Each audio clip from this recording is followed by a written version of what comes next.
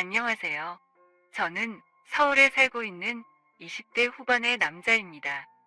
대학은 지방에서 나왔지만 열심히 준비한 덕분인지 운이 좋았던 것인지 서울에 있는 회사로 취업하게 되면서 꿈에만 그리던 서울살이를 시작하게 되었습니다. 우리나라는 특히 서울을 중심으로 돌아가는 게 워낙에 많으니까 지방 사람들이라면 누구나 서울 생활에 대한 환상을 좀 가지고 있지 않을까 싶어요. 저도 마찬가지였고요. 하지만 서울에 딱히 친한 친구도 없고 어느 동네에서 사는 게 좋을지 감이 전혀 없었기 때문에 저는 자연스럽게 아는 누나의 집 근처에 원룸을 구했습니다. 대학교 들어와서 처음으로 아르바이트 하면서 알게 된 누나였는데 저랑 같은 대학교를 다녀서 그런지 금방 친해질 수 있었습니다. 가끔씩 일 마치거나 수업 끝나고 같이 식사하는 정도의 사이는 계속 유지했고, 제가 아르바이트를 그만두고 나서도 다행히 꾸준히 연락은 했습니다. 워낙에 그 누나가 성격이 좋아서 주변에 친구도 많고, 제 친구들이랑 같이 술도 마신 적이 많거든요. 그러다가 덜컥 결혼한다고 서울에 가서 산다더니 이렇게 도움을 좀 받을 수 있게 된 것이죠. 대학 졸업하고 정말 오랜만에 누나랑 만나는 거라서 저희는 정말 반갑게 인사했습니다. 그 누나의 집은 제가 다니게 될 회사랑 거리도 그다지 멀지 않았고, 누나 말로는 적당히 사람 살기 좋은 동네라면서 필요한 건 다 있을 거니까 크게 걱정하지 않아도 된다는 말을 믿고 온 것이었죠. 제가 살던 동네가 그렇게 발전된 곳이 아니라서 여기보다 좋기만 하면 충분히 살만하지 않을까 싶었습니다. 당연한 말이지만 처음에 서울 올라가서 살 때는 정말 엄청난 인프라에 깜짝 놀랐습니다. 가는 곳마다 커다란 마트가 있고 편의점이 필요 이상으로 많다고 느껴져서 이상하게 보이더군요. 영화관이나 번화가 또한 어딜 가나 있고 저희 동네에서는 보기 힘들었던 여러 매장들이 정말 많았습니다. 이게 바로 서울살이의 재미겠구나 싶었습니다. 누나는 저보다 2살 많고 결혼한 지 이제 4년 정도 된 유부녀입니다.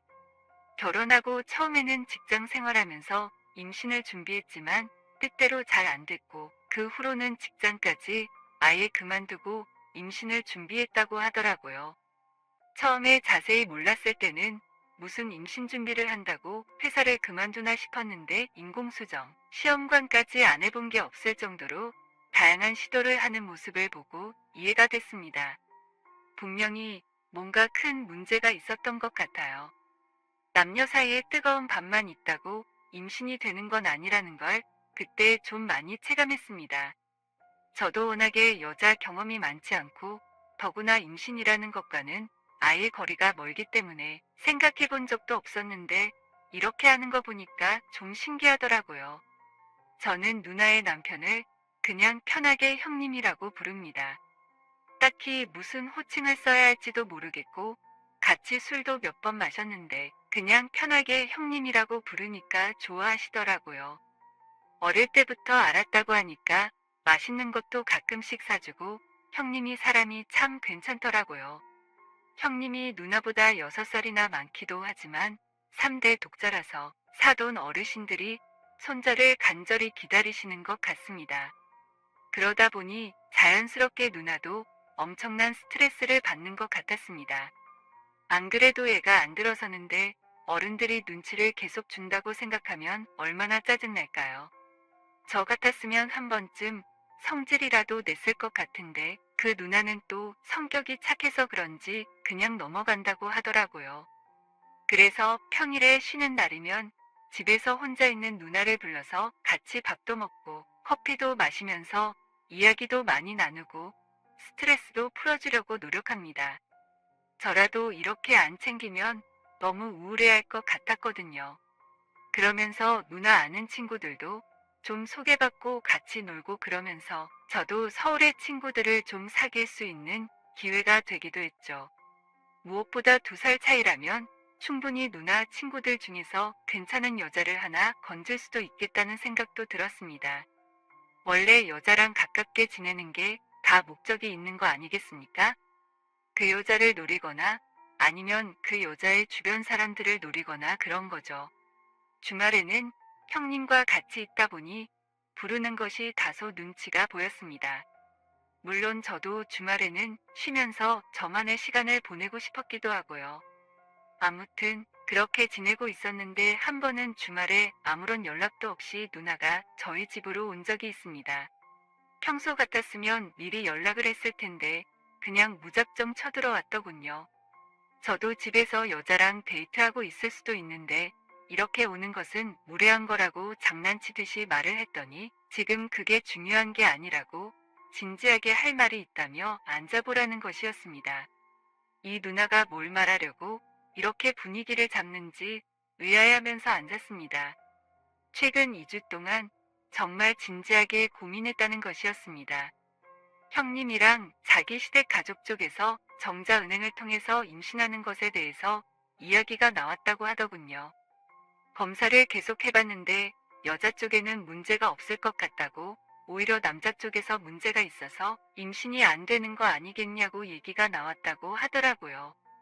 그래서 유명하다는 병원을 다 돌아다녀 봤는데 확실히 남자 쪽에 좀 문제가 있어서 아이가 안 생기고 있을 가능성이 크다는 진단을 받았다고 합니다.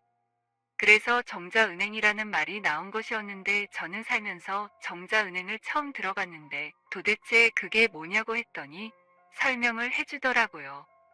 정확하게 이해는 잘 안 됐지만 아무튼 그런 게 있다고 설명을 듣는데 상당히 신기했습니다.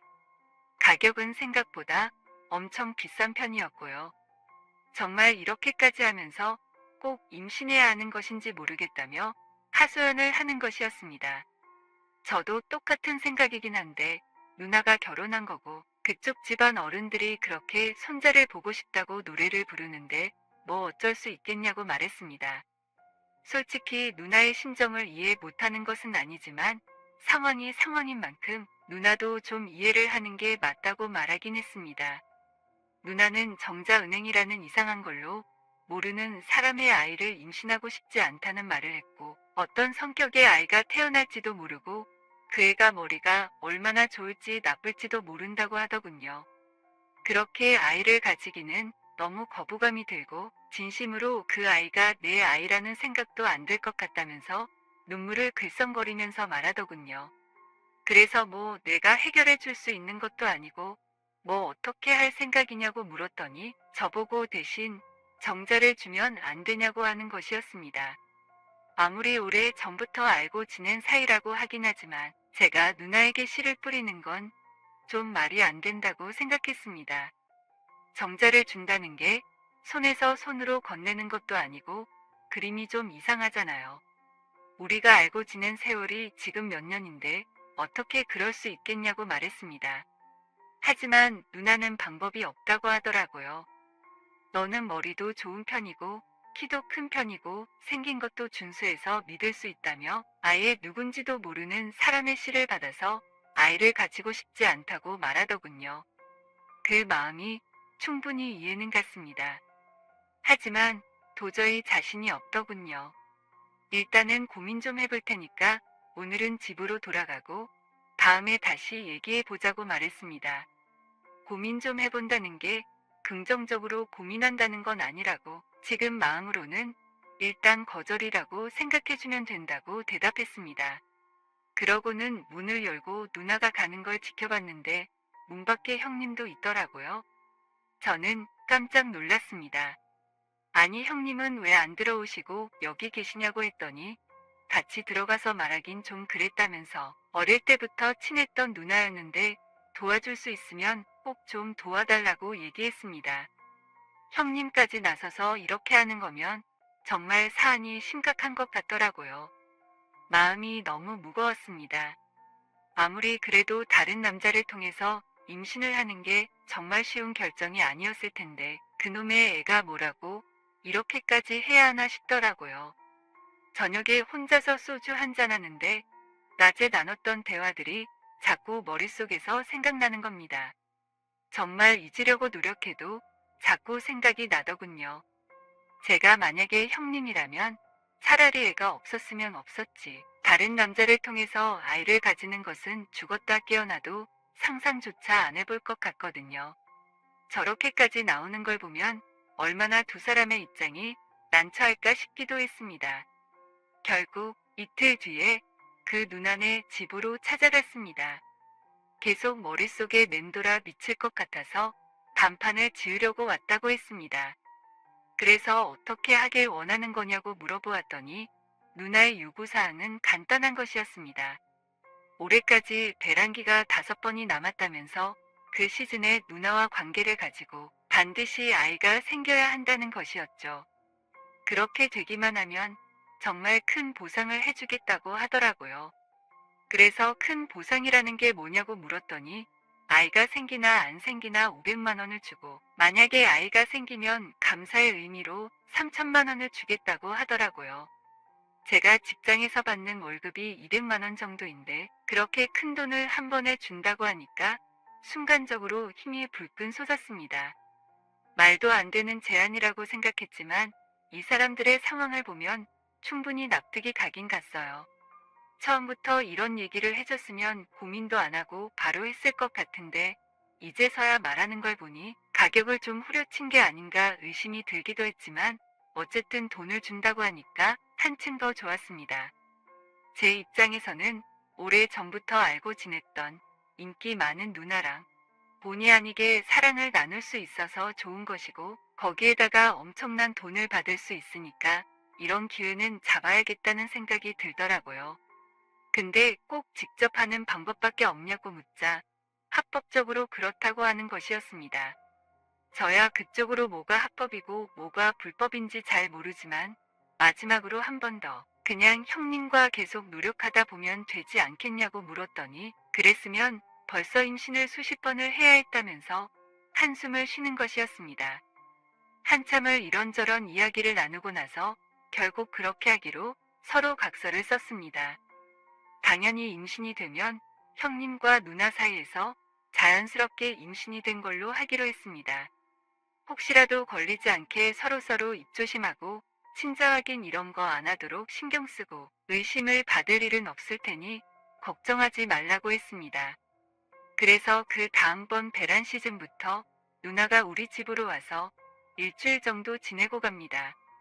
처음에는 정말 맨정신에 할 짓이 아닌 것 같아서 술이라도 마시려고 하면 안 된다며 눈 딱 감고 하라고 하더군요. 처음에는 정말 어색했습니다. 이성으로 딱히 보지 않았던 여자였기 때문에 더 어색했지만 확실히 그렇게 몸을 뒤섞다 보니까 여자로서 매력이 조금씩 보이는 것 같긴 하더군요. 하면 할수록 제 몸에서도 더 빠르게 반응이 오고 이 순간을 즐길 수 있게 됐습니다.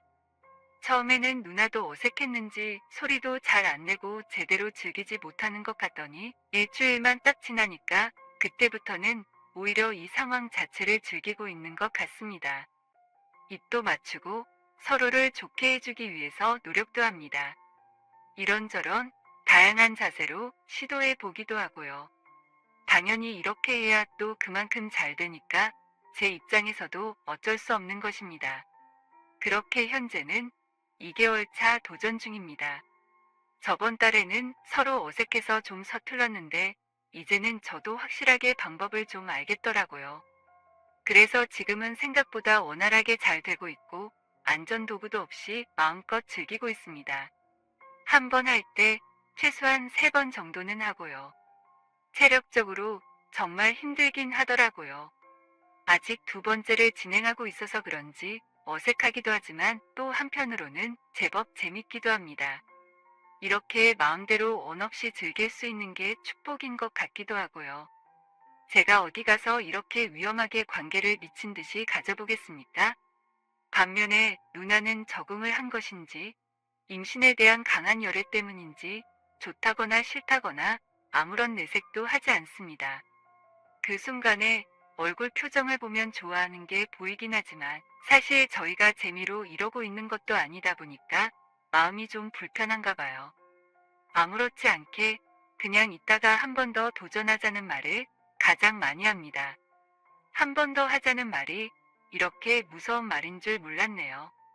이제는 제가 누나의 남편인 건지 형님이 누나의 남편인 건지 헷갈립니다. 남편도 아니고 불륜남도 아닌데 누나는 우리 집에 와서 일주일씩 살다 가고 처음에는 세면도구부터 속옷까지 다 싸서 다니더니 이제는 제 집에 작은 옷장을 사서 넣어두고 다닙니다. 누구나 시간이 지나고 적응하면서 편한 것을 찾아간다지만 정말 이렇게까지 될 줄은 몰랐습니다. 정식으로 부부는 아니지만 마치 부부인 것처럼 착각을 해서 하게 되는 그런 거 말이죠. 최근 들어서는 누나 집도 넓고 비는 방도 있는데 그냥 들어와서 같이 사는 것이 어떠냐고 제안을 하기도 했습니다. 처음에는 아무 생각 없이 생활비도 줄이고 좋겠다고 생각했는데 옆방이나 거실에 형님이 있는데 누나랑 그래야 한다는 것이 너무 부담스럽고 생각만 해도 끔찍하더군요. 마치 카메라와 스태프에 둘러싸여 촬영을 하는 일본의 어떤 배우들이 생각나서 몸에 소름이 돋았습니다. 그래서 그건 좀 아닌 것 같다고 거절했는데 누나가 왔다 갔다 하기 귀찮다면서 자꾸 들어와서 같이 살자고 이야기합니다. 그럼 이제 나랑 그만하면 되지 않냐고 물었더니 몇 번이나 했다고 벌써 그러냐며 그건 안 된다고 합니다. 게다가 이 일이 끝나기 전까지는 아무래도 여자친구를 만드는 것도 무리일 것 같고 이런 제 상황을 이해해줄 여자 없을 것이 당연하지만 혹시 여자친구가 이해해준다고 해도 성병 같은 문제가 신경 쓰인다며 누나가 절대 안 된다고 합니다. 내가 누나의 두 번째 남편이 된 것도 아닌데 너무한 거 아니냐고 했더니 나중에 끝나고 나면 섭섭치 않게 돈을 주지 않느냐고 조금만 참으라고 하더라고요. 저도 3천만 원이라는 돈만 보고 참고 끝까지 해보려고 합니다. 이번 일이 잘 끝나기만 하면 이참에 괜찮은 자동차나 한 대 뽑고 싶네요. 얼른 이 시간들이 다 끝났으면 좋겠습니다. 하는 그 순간에는 좋긴 하지만 이게 그렇게 마냥 기분 좋게 하는 게 아니라서 마음이 좀 불편하거든요. 오늘 준비한 사연은 여기까지입니다. 이야기 재밌게 들으셨다면 좋아요 한 번씩 부탁드리고요. 오늘도 좋은 하루 되세요.